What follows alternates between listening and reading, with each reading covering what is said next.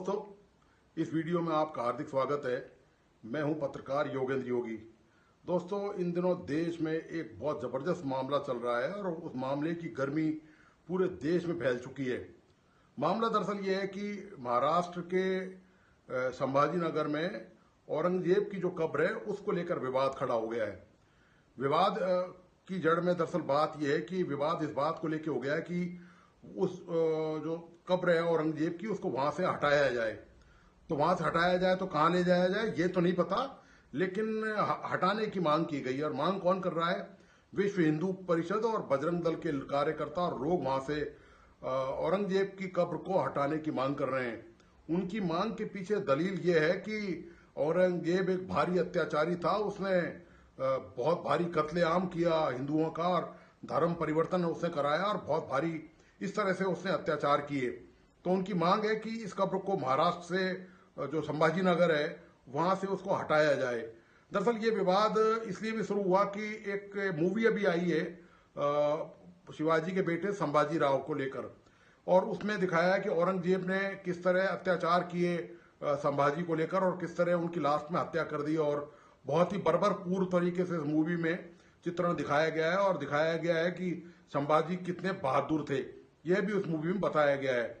और ये जो मुद्दा उठा तो समाजवादी पार्टी के विधायक अबू सलेम ने वहां पर विधानसभा में दरअसल ये कह दिया कि ये औरंगजेब बहुत ही अच्छा शासक था। इसको लेकर क्या है कि बहुत मामला भड़क गया और ये इस बयान ने आग में घी का काम किया। तो अबू का ये बयान था, उसको लेकर हालांकि अबू बैकफुट पे आ भी गए जब भारी विरोध होता दिख रहा था उनको, लेकिन उनको वहां से विधानसभा से निलंबित भी कर दिया गया। लेकिन मुद्दा दोस्तों अब तूल पकड़ गया है। मुद्दा तूल ये पकड़ गया है कि अब ये मांग की जा रही है कि इस कब्र को यहां से हटाया जाए। तो इस पर महाराष्ट्र के मुख्यमंत्री देवेंद्र फडणवीस का बयान आया है कि चूंकि वो भी ये चाहते हैं कि ये कब्र यहां से हटे, लेकिन ये कानूनी प्रक्रिया के तहत यहां से हटाई जा सकती है। इसकी कानूनी प्रक्रिया ये है दोस्तों कि ये ASI यानी कि भारतीय पुरातत्व विभाग द्वारा संरक्षित है और ये संरक्षित इसकी जिम्मेदारी केंद्र और राज्य सरकार की है कि वो इसकी देखरेख करें। तो वो बिना कानूनी देवेंद्र फडणवीस का ये कहना था, मुख्यमंत्री महाराष्ट्र का, कि इस कब्र को तब तक नहीं हटाया जा सकता यहां से जब तक कानूनी विधिक प्रक्रिया की पालना नहीं हो जाए। जब तक इसकी जिम्मेदारी राज्य सरकार और केंद्र सरकार की, वो इसकी सुरक्षा करें।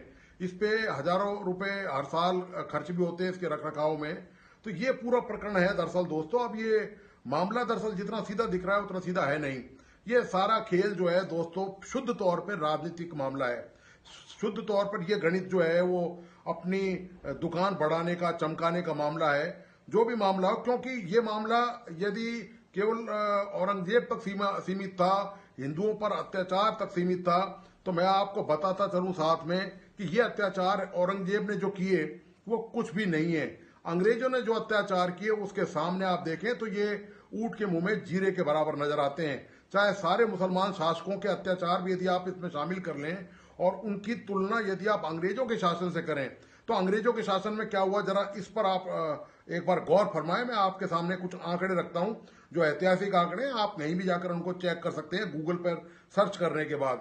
आंकड़े ये कि 1901 में प्लेग के कारण 2,72,000 भारतीय मर गए और अंग्रेज तमाशबीन बने रहे। अंग्रेजों ने उनको मरने दिया, वो काल कल्पित हो गए और अंग्रेजों ने कोई काम नहीं किया। 1903 में 8 लाख भारतीय मारे गए। 1904 में 10 लाख भारतीय कुपोषण, भूख और प्लेग जैसी महामारी के कारण कुल मिलाकर मारे गए। कुल 50 लाख भारतीय इन्फ्लुएंजा रोग के कारण अंग्रेजों के दौरान मारे गए और इस तरह कुल 1,25,00,000 लोगों की मौत अंग्रेजों के शासन में इन बीमारियों से, कुपोषण से, भुखमरी से हुई थी। ये तो रहा दोस्तों ये मामला। और इसके अलावा मैं आपको बता दूं, जो जलियांवाला बाग है उसके बारे में सब जानते हैं कि जनरल डायर ने वहां पर किस तरह से गोलियां सरेआम निहत्थे लोगों पर, जो रॉलेट एक्ट का विरोध कर रहे थे, उन पर गोलियां बरसाई थी अमृतसर में, ये जलियांवाला बाग में। उस समय 10 मिनट तक गोलियां चली थी और 1650 राउंड गोलियां चली। इसमें कुल 1,137 लोग घायल हुए और 379 लोग इसमें मारे गए। 379 लोग इसमें मारे गए। ये अंग्रेजों के काले कारनामे। ये अंग्रेजों की हालत है दोस्तों। और अंग्रेजों ने इसके अलावा क्या किया मैं आपको बताता चलूं।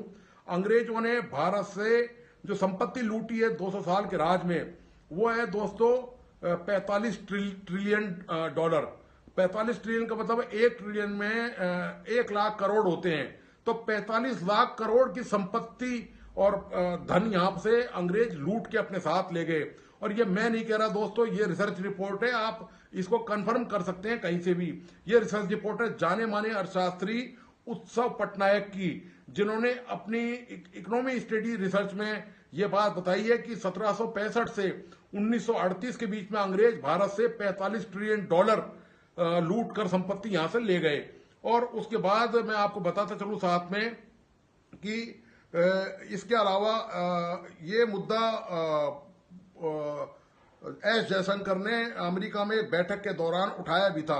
और उस बैठक की मैं आपको शायद जानकारी इसमें दे पाऊं कि ये बैठक में ये का मामला हुआ था उस समय कि ये बैठक हुई थी और बैठक में उन्होंने ये मुद्दा उठाया भी था। लेकिन दोस्तों सवाल इस बात का ये है कि अंग्रेजों के खिलाफ कोई कुछ नहीं बोलता। मैं जो आपके सामने ये जो विश्लेषण तुलनात्मक रखना चाहता हूं, उसकी वजह औरंगजेब के खिलाफ ठीक है वो अत्याचारी था, उसकी कब्र वहां से आप हटा दें, समुद्र फेंक दें, जंगल में फेंक दें, जला दें, कुछ भी करें, वो जो कानून कहता है वो करें या ये इनको जो सही लगता है। लेकिन अंग्रेजों के खिलाफ कोई मुंह क्यों नहीं खोलता? क्योंकि उससे दोस्तों वोट बैंक नहीं चमकता, आपकी दुकान उससे नहीं चमकती है। अंग्रेजों ने इतने भारी अत्याचार देश में किए हैं, कौन सा जुल्म उन्होंने नहीं किया? देश के कांग्रेस के उस समय के नेता जो आंदोलनकारी थे, उनको हंटरों से मारा, उनको कोड़ों से मारा, उनको गोली छोड़ा दिया। सुखदेव, राजगुरु और भगत सिंह को फांसी दे दी अंग्रेजों ने। इस पर कोई कुछ नहीं बोलता दोस्तों। सबसे बड़ा सवाल मेरा यही है कि ठीक है मुसलमान शासक हैं, उनके प्रतीक चिन्हों को आप हटा दो, तो क्या भारत से जो अंग्रेजों के प्रतीक चिन्ह हैं, क्या आप गेटवे ऑफ इंडिया को हटा देंगे? है किसी में हिम्मत जो गेटवे ऑफ इंडिया के खिलाफ कुछ बोल के दिखा सके, अंग्रेजों के खिलाफ बोल के दिखा सके? हम तो अंग्रेजों से अब आज की तारीख में हाथ मिलाने को तैयार रहते हैं। लाखों भारतीय ब्रिटेन में जाके मजे की जिंदगी जी रहे हैं, हमारा जबरदस्त लेन देन है, व्यापार है हमारा उनसे, भारतीय मूल के लोग वहां बड़ी बड़ी पोस्टों पे हैं। तो हम अंग्रेजों के खिलाफ क्यों नहीं बोलते दोस्तों? सबसे बड़ी बात यह औरंगजेब और मुस्लिम शासकों के खिलाफ बोलना अच्छी बात है, बोलना चाहिए। इन्होंने अत्याचार किया है, इन्होंने मंदिर तोड़े, इन्होंने देश की प्रजा, देश की जो हिंदू पड़ी आबादी थी उसको फोर्सफुली ताकत से कन्वर्ट करने का प्रयास किया है। लेकिन मुद्दा यहीं तक सीमित नहीं रहना चाहिए। फिर जब अत्याचार की बात आती है और इतिहास के पन्ने जब पलटने की बात आती है तो और भी पन्ने पलटे जाने चाहिए। ऐसा नहीं हो सकता कि आप कुछ पन्नों को तो दबा के रखें और बाकी कुछ पन्ने अपनी सुविधा के अनुसार, अपने फायदे के अनुसार, अपने राजनीतिक समीकरण, चुनावी गणित के अनुसार आप उनका वर्णन करें और उनके बारे में धरना प्रदर्शन, आंदोलन करने के लिए तैयार हो जाए आप। ये जो दोहरा मापदंड है दोस्तों, यही मैं इस विश्लेषण के माध्यम से आपके सामने रखना चाह रहा था कि ये स्थिति है दोस्तों कि अंग्रेजों के इतने भारी अत्याचार किसी को नजर नहीं आए, और आते तो हम क्या करते हैं कि 15 अगस्त में हमने आजादी प्राप्त करी है और हम उसको प्रतीकात्मक तरीके से मना लेते हैं और अपने अपने घरों में जाकर 2-2 लड्डू खा लेते हैं, छुट्टी का आनंद लेते हैं, आराम से कोई ना कोई अपना इधर उधर पिकनिक बनाते हैं, घूमते फिरते हैं। इस बात की कोई तकलीफ दुख दर्द नहीं है। अंग्रेजों से आज भी हमारे बहुत अच्छे संबंध है, किसी मुसलमान शासक से नहीं है। हमारे संबंध बहुत अच्छे, जितने हमारे संबंध अंग्रेजों से आज की तारीख में अच्छे हैं, उतने औरंगजेब के किसी वंशज से नहीं है। जबकि जो अंग्रेज शासक थे भारत में ईस्ट इंडिया कंपनी के, उनके वंशज आज भी इंग्लैंड में मौजूद होंगे, उनके पोते पोते वो सब वहां मौजूद होंगे। उनसे हमें कोई तकलीफ नहीं है अंग्रेजों से, क्योंकि हमने अंग्रेजी कल्चर अपनाया है। हमारी जो वेशभूषा है, हमारा जो खान पान है, वो मूल भारतीय रह ही नहीं गया है, वो अंग्रेजियत की ही देन है। उसके खिलाफ हम कभी कुछ नहीं बोलेंगे। हम बोलेंगे सस्ती और आसान चीजों के खिलाफ, जिनके खिलाफ लोकप्रियता पाई जा सके, सोशल मीडिया पर जिसपे हंगामा खड़ा किया जा सके, कानून को चुनौती दी जा सके, संविधान को चुनौती दी जा सके, वो आसान मुद्दा है औरंगजेब का मामला।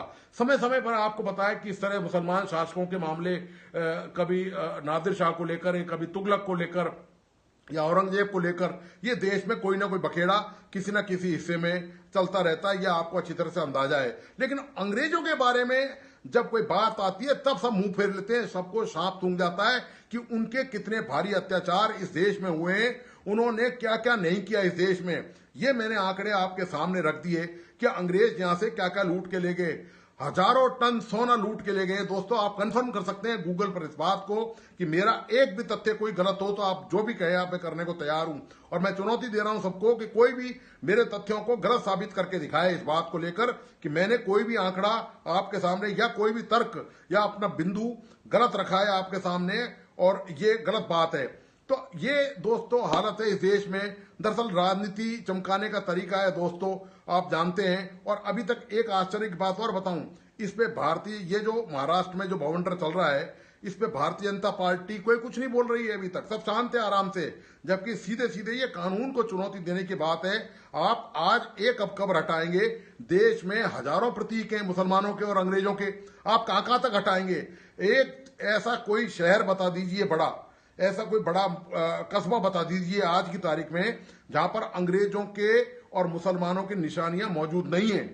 क्या आप क्या क्या हटाएंगे यहां से देश में, बताइए आप क्या हटाएंगे? पूरा देश को तोड़ देंगे आप ताजमहल को तोड़ेंगे आप जाकर, आप क्या कुतुब मीनार को तोड़ेंगे, आप क्या लाल किला, जिस लाल किले पर हर साल प्रधानमंत्री नरेंद्र मोदी तीसरी बार सत्ता में, वहां पर लगातार उन्होंने 12-13 साल से लगातार झंडारोहण किया है लाल किले की प्राचीर से।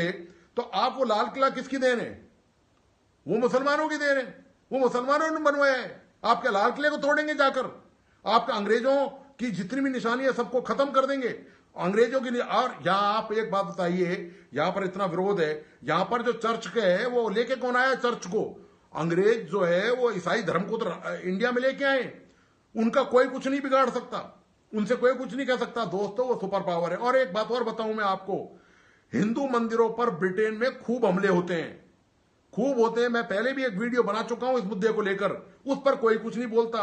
उससे आप ब्रिटेन से भारत के रिश्ते खत्म करने की बात नहीं करते हैं। आप ब्रिटेन के फिर भी चारों तरफ पिछलग्गू की तरह हम सब घूमते रहते हैं वहां पर, और वीजा के लिए और वहां बसने के लिए हमेशा लालायित रहते हैं। जबकि न केवल ब्रिटेन में बल्कि अमेरिका में, कनाडा में, यूरोप के कई देशों में हिंदू मंदिरों पर लगातार हमले हुए हैं, उनको तोड़ा फोड़ा गया है वहां पर। और तोड़ने फोड़ने वाले आप कौन है आपको मैं बताता चलूं। वहां जो खालिस्तान की मांग करने वाले कतिपय जो शख्स हैं वहां पर, वो एक्सट्रीजिम जो अतिवादी जो लोग हैं वो वहां पर ये सारी हरकतें करते हैं। उनके खिलाफ आज तक पूरे देश में कोई राष्ट्रव्यापी आंदोलन, कोई धरना प्रदर्शन, कोई विरोध यदि हुआ हो तो बता दीजिए आप। बिल्कुल नहीं होगा, क्योंकि वो राजनीतिक तौर पर कोई फायदेमंद चीज नहीं है, उसको कोई सुनेगा ही नहीं। ये बड़ा संवेदनशील मामला है। औरंगजेब की कब्र, आप कभी किसी की कब्र उठा लें, कभी किसी की मस्जिद का मामला उठा लें, ये आसान रास्ते हैं दोस्तों। अंग्रेजों के खिलाफ कुछ भी कहना करना मुश्किल है। आप बताइए, भगत सिंह को अंग्रेजों ने बेकसूर भी कोई प्रूफ नहीं दिया, उनको पैरवी करने का मौका ही नहीं दिया और फांसी चढ़ा दी गई। राजगुरु और के साथ भगत सिंह को और ये 3 लोगों को फांसी दे दी गई लाहौर में। लेकिन उस मुद्दे को कोई कुछ नहीं बोलता कि अंग्रेजों ने इतना भारी अत्याचार किया है। इन मुद्दों पर तुरंत लपकने के लिए सबके सब तैयार रहते हैं दोस्तों। ये देश की राजनीति है, ये पिछले सालों से ऐसे ही चली आ रही है, ये ऐसे ही चलती रहेगी। जब जब वोट बैंक का मामला होता है, ध्रुवीकरण करना होता है, तो आपको अपने दरअसल इनका उद्देश्य भी क्या है कि आप मुद्दे से भटक जाएं। आपका मुद्दा क्या है?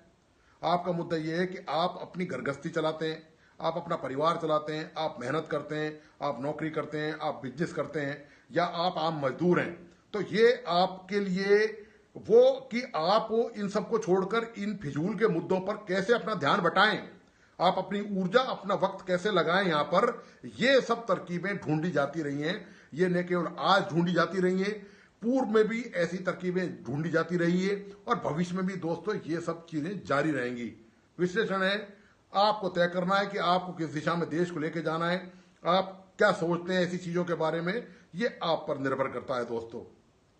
तो दोस्तों, आपको आज का विश्लेषण कैसा लगा प्लीज अपने लाइक एंड कमेंट के साथ बताइए। साथ में इस वीडियो को मेरी तमाम दोस्तों से रिक्वेस्ट है कि अपने दोस्तों और परिजनों को प्लीज जरूर शेयर करें, और इस यूट्यूब चैनल को प्लीज लाइक सब्सक्राइब करें, बेल आइकॉन का बटन जरूर दबाइए। धन्यवाद, नमस्कार।